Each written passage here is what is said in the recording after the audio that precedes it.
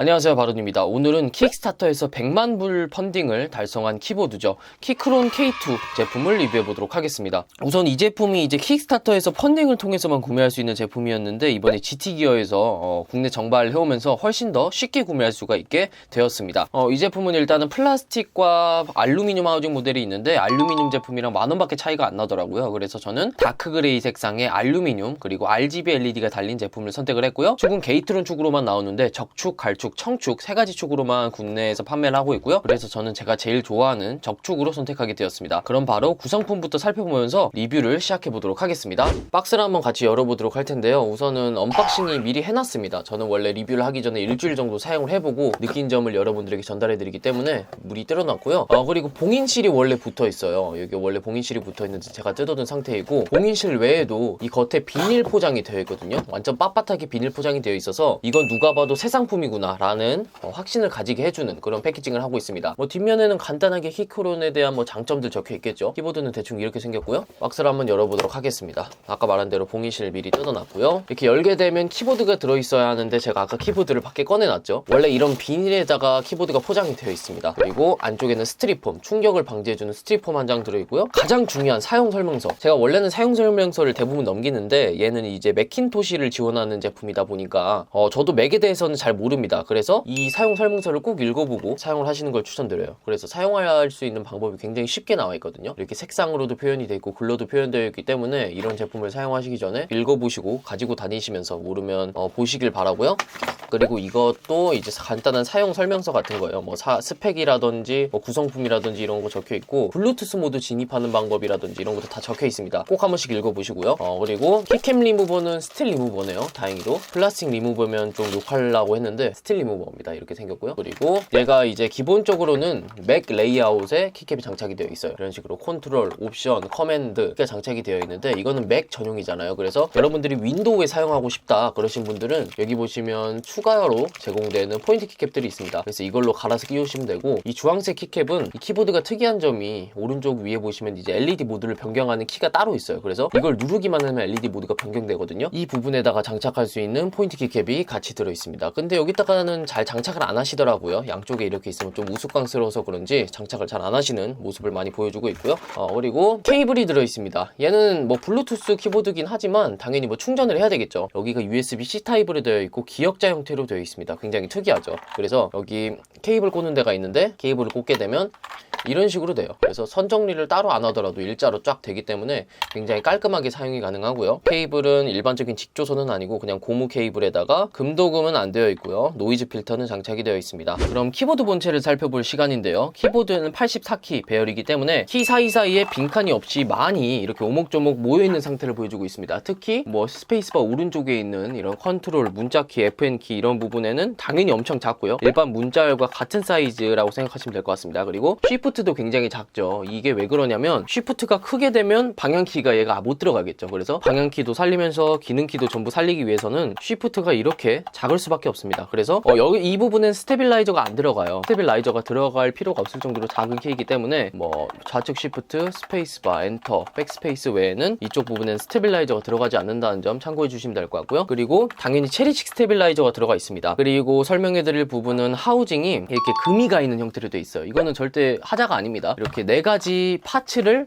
이렇게 나사로 조여둔 느낌이라고 해야 될까요? 그런 느낌을 주는 하우징 디자인인데요. 제가 이걸 알루미늄 제품을 고른 이유가 만원밖에 차이가 안 나더라고요. 그래서 풀알루인데 만원밖에 차이가 안 나나? 라는 생각이 들어가지고 저는 이 제품을 선택을 했는데, 이 알루미늄이 풀알루가 아니라 사이드 부분만 알루미늄으로 되어 있습니다. 그래가지고 기스라든지 흠집, 외부로부터 충격에는 강할 수가 있어요. 왜냐면 가지고 다닐 때 떨어뜨릴 수도 있잖아요. 그럴 때는 당연히 내구성이 좋을 수 있겠지만 무게가 100g 정도밖에 차이가 안 난대요. 알루미늄이 장착이 되어 있는데 제가 만져봤을 때는 텅 빈 느낌은 아니거든요, 알루미늄이. 근데도 100g밖에 차이가 안 난다고 하는데, 생각을 해봤을 때 이게 하부 하우징이 알루미늄이 아니기 때문에 플라스틱이잖아요. 사이드만 알루미늄이고 하단은 똑같이 플라스틱이기 때문에 전체적인 키감 차이는 별로 없을 것이라고 생각이 들어요. 그래서 여러분들이 휴대성을 중요시 하신다 그러신 분들은 그냥 플라스틱으로 가셔도 상관없을 듯 합니다. 전체적인 키감은 플라스틱이나 알루몬들이나 똑같을 것으로 보이고요. 그리고 키캡에 대해서 소개를 드리자면, 키캡은 ABS 키캡의 굉장히 얇은 그런 키캡이라고 생각하시면 되고 레이저 각인입니다. 심지어. 그래서 이 키보드 키보드의 가격대가 13만원, 14만원 정도 하는데 레이저 각인이 키캡이 들어갔다? 그래서 사용자분들이 많이 의아해할 수가 있습니다. 그렇지만 전체적인 퀄리티, 이런 각인의 퀄리티라든지 이렇게 각인을 얇게 만들기 위해서는 이중사출을 할 수가 없어요. 그렇기 때문에 이게 깔끔한 각인을 선택하고 전체적으로 만졌을 때 좀 맨들맨들하면서 괜찮은 퀄리티의 그런 키캡인 것 같아요. 그래서 좋은 퀄리티의 레이저 키캡인 것은 맞지만 가격대를 생각해야 했을 때 이 이중사출이라든지 아니면 염료승화 키캡을 장착했어도 되지 않았을까라는 아쉬움이 드는 그런 키캡인 것 같습니다. 전체적인 퀄리티는 마음에 들지만 가격 대비 좀 아쉬운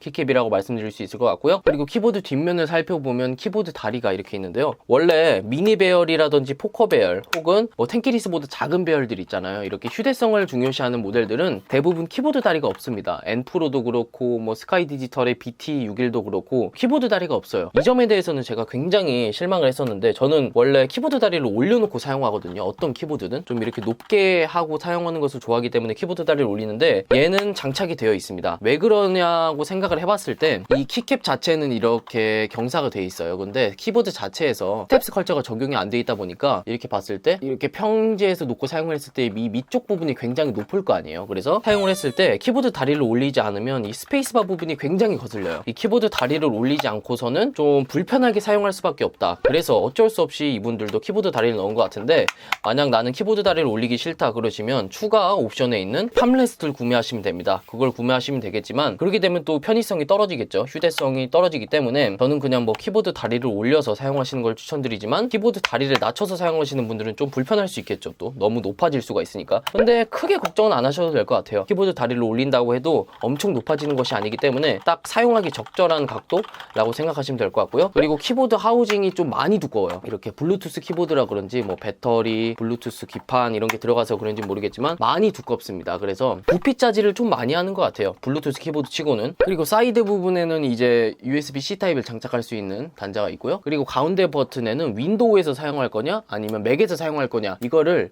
이렇게 스위치를 통해서 변경해 줄 수가 있습니다. 바로바로 이쪽에 보시면, 오른쪽에 보시면 전원을 온오프로 할 수가 있어요. 그리고 블루투스로도 바꿀 수 있고요, 케이블로 바꿀 수 있고, 그냥 오프로 해둬서 배터리를 아낄 수도 있겠죠. 이렇게 간단하게 뭐 조합 기능이 아니라 바로바로 스위치를 변경해 주면서 레이아웃도 변경되고 그리고 사용 환경도 변경을 할 수 있기 때문에 좀 직관적으로 변경할 수 있는 점에서는 굉장히 좋은 것 같습니다. 이렇게 간단하게 살펴봤는데 이번에는 타건을 해보도록 할 거예요. 제가 고른 제품은 아까 말씀드린 대로 게이트론 적축이고요. 그래서 체리 적축이랑 카일박스 적축과 한번 비교해 보면서 타이핑을 해보도록 하겠습니다.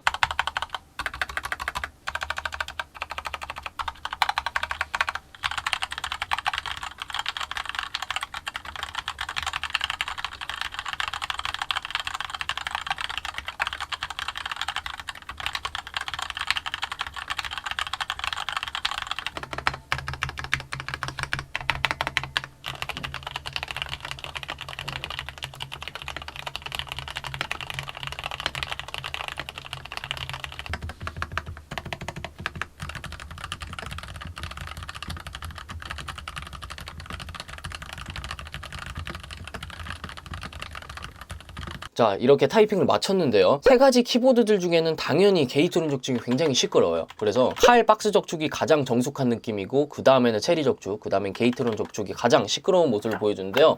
전체적인 스테빌을 보자면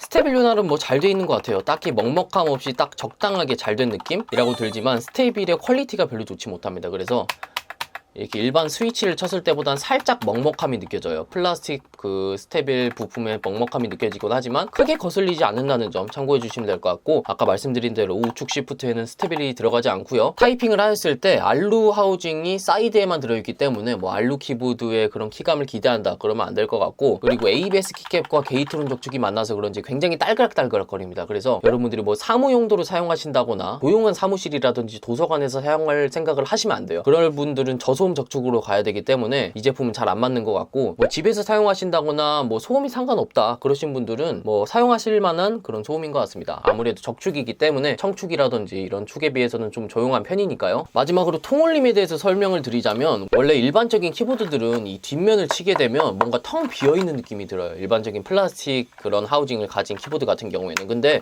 얘는 배터리라든지 안에 뭐가 가득 차서 그런지 두드렸을 때 크게 텅 비어있다 라는 느낌이 들지 않습니다. 그래서 흡음재가 장착되어 있는지는 모르겠는데 흡음재가 없이도 굉장히 정갈한 모습을 보여주고 있고요. 그리고 스프링 소리 이외에는 뭐 통통 튀긴다, 안에가 울림 소리가 들린다 라는 것은 굉장히 적은 모습을 보여주고 있습니다. 그래서 키감 면에서는 꽤나 우수한 제품이라고 생각이 들고요. 이번에는 이 제품 LED를 보여드리도록 할 텐데, 그럼 바로 한번 LED 모드 보여드리도록 하겠습니다.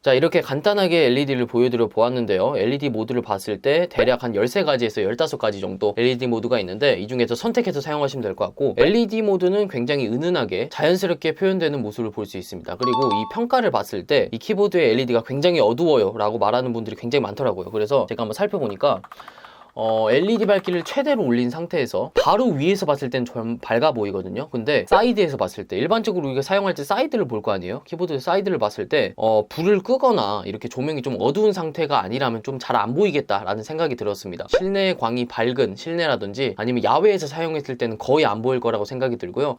우리가 카페라든지 아니면 일반적인 가정집, 방에서 사용할 때는 그나마 좀 잘 보이는 LED라고 생각하시면 될 것 같습니다. 너무 걱정하지는 않으셔도 될 것 같아요. 사용했을 때 아예 안 보이는 정도는 아니기 때문에 은은한 LED를 보여주는 그런 키보드라고 생각이 들고요. 그리고 이 키보드가 4000mAh의 배터리가 들어갔다고 했잖아요. 그래서 RGB LED를 켰을 때는 약 10시간 정도 사용이 가능하다고 하는데, 뭐 LED를 끈다면 더 이상 사용 가능하겠죠. 어떤 분들은 막 2달 동안 사용했다고 하는데, 제가 실제로 2달을 실험해 보면서 사용할 수가 없잖아요. 그래서 나중에 제가 사용을 해본다면 이 배터리가 얼마나 가는지 말씀드리도록 할 거고요. 아무튼 뭐 배터리 4000mAh의 배터리가 장착되어 있기 때문에 RGB LED를 키더라도 10시간 이상이 사용 가능하다라는 점 참고해 주시면 될 것 같고, 자세한 배터리 사용 시간은 지금으로서는 좀 말해드릴 수 없다는 점 양해 좀 해주시면 감사하겠습니다. 이런 식으로 LED까지 보여드렸는데, 블루투스 연결하는 거는 뭐 여타 블루투스 키보드와 마찬가지이긴 하지만 그래도 보여드리고 마무리를 해보도록 하겠습니다. 블루투스를 사용하는 방법은 굉장히 간단합니다. 우선 뭐 휴대폰이라든지 뭐 노트북에 블루투스 창에 들어가 주시고, 이 왼쪽에 있는 키보드의 버튼을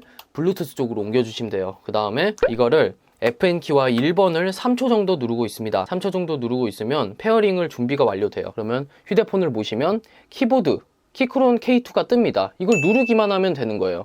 그래서 FN과 1번, FN과 2번, FN과 3번을 통하여 총 3대를 연결해 둘 수가 있어요. 그래서 1번은 뭐 스마트폰, 2번은 노트북, 3번은 컴퓨터 해가지고 여러분들이 사용하시다가 FN과 1번 눌러서 휴대폰에서 타이핑하고 FN과 3번 눌러서 뭐 컴퓨터에서 타이핑을 한다든지 이런 식으로 왔다 갔다 하면서 굉장히 간편하게 사용이 가능합니다. 굉장히 간단하게 블루투스 연결 사용이 가능하고 사용 환경도 바로바로 바꿀 수 있는 그런 시스템을 가진 키보드라고 생각하시면 될 것 같습니다. 오늘은 이렇게 100만 불 펀딩을 완료한 키크론의 K2 모델을 리뷰해 보았는데요. 전체적으로 이게 블루투스이고 무선 기능이기 때문에 여러분들이 뭐 집에서 사용할 수도 있겠지만 노트북에 연결한다든지 아니면 가지고 다니려고 사용하시는 분들도 굉장히 많을 거라고 생각이 들어요. 하지만 이 제품은 그런 용도에는 맞지 않습니다. 집에 매킨토시라든지 아니면 컴퓨터 아니면 집에서 사용하는 노트북에 블루투스 기능이 있어서 좀 간편하게 그리고 깔끔하게 무선으로 사용하고 싶다, 이렇게 자택이나 움직이지 않은 공간에서 사용하고 싶다, 그러신 분들에게는 추천을 드리지만 이 키보드 자체가 부피도 굉장히 큰 편이고 무게도 1kg에 가깝습니다. 그렇기 때문에 휴대성은 굉장히 떨어진다는 점 참고해 주시면 될 것 같고요. 만약 여러분들이 휴대성을 좀 강조한 그런 블루투스 키보드를 찾는다 그러신다면 차라리 키크론 K1이라고 LP형 키캡과 스위치를 장착한 그런 기계식 키보드가 있어요. 그 제품으로 가시는 걸 추천드리도록 하고요. 이 제품은 자택에서 사용하시는 것을 추천드리도록 하겠습니다. 그리고 가격대를 생각해 봤을 때 13만원이라는 가격이 이 배열도 굉장히 유니크하고 LED도 나오고 전체적인 디자인이라든지 마감 이런 거 하나도 흠잡을 게 없어요. 하지만 킥스타터에서 펀딩을 했을 때와 이렇게 GT기어에서 국내 수입을 해와가지고 판매할 때랑 가격 차이가 꽤 나는 편입니다. 그래서 여러분들이 앞으로 AS라든지 조금 간편하게 구매하고 싶다라는 분들은 뭐 GT기어에서 구매하셔도 상관이 없겠지만, 제가 이 제품을 구매한다면 저는 킥스타터라든지 다른 해외 사이트를 이용해서 직구할 것 같아요. 그만큼 좀 가격 차이가 많이 난다는 점 참고해 주시면 될 것 같고요. 전체적인 마감이라든지 LED도 불을 켰음에도 불구하고 켜놓고 지금 옆에 조명을 켜놨거든요. 조명을 킨 상태에도 그래도 꽤 잘 보이는 편이죠. 그래서 너무 어둡진 않습니다. 어둡긴 한데 그래도 못 받을 정도는 아니라는 거예요. 그래서 은은한 LED를 자랑하고 있고요. 그리고 키감이라든지 전체적인 마감새도 꽤나 훌륭한 상태이고 전체적인 뭐 자재라든지 이런 부분에 대해서는 좀 아끼지 않았다라는 생각이 들긴 하지만 이 키캡이 이중 사출이 아니라는 점, 그리고 이 레이저 각인이라 지워질 수 있다는 점에 대해서 사용자분이 좀 아쉬워할 수 있는 부분인 것 같고요. 스테빌도 꽤나 훌륭하고요. 블루투스 기능이라든지 이것을 바로바로 바꿀 수 있는 이런 스위치 장착, 이런 부분은 굉장히 좋은 것 같은데 전체적으로 항상 아쉬운 점은 가격인 것 같아요. 가격대가 좀 애매모호한 점이 있어요. 그래서 여러분들이 구매하실 때 잘 선택하시고 구매하시면 될 것 같고요. 저는 이 키보드를 앞으로 맥을 사용할 때 자주 이용할 생각이에요. 이렇게 컨트롤이라든지 옵션, 커맨드 키가 다 장착이 되어 있기 때문에 맥을 처음 사용하시는 분들도 키보드를 보면서 좀 쉽게 사용할 수 있는 그런 키보드인 것 같고 전체적으로 만족합니다. 그렇기 때문에 여러분들이 좀 자택에서 사용할 만한 그런 블루투스 키보드, 무선 키보드를 가지고 싶다라는 분들은 이 키보드 선택하시면 될 것 같고, 그리고 제가 추천드리는 거는 팜레스트도 구매하시면 좋을 것 같아요. 자택에서 사용하실 때 팜레스트를 놓고 사용하시면 조금 더 좀 만족감 있게 사용할 수 있지 않을까라는 생각이 듭니다. 이상 키크론 K2 블루투스 무선 기계식 키보드 리뷰를 간단하게 마치도록 하고요. 여러분들이 궁금하신 점이나 제가 빠뜨린 부분이 있다면 댓글에 적어주시면 제가 답변을 해드리도록 하겠습니다. 이상 발언이었고요. 저는 다음 리뷰 영상에서 또 찾아뵙도록 하겠습니다. 감사합니다.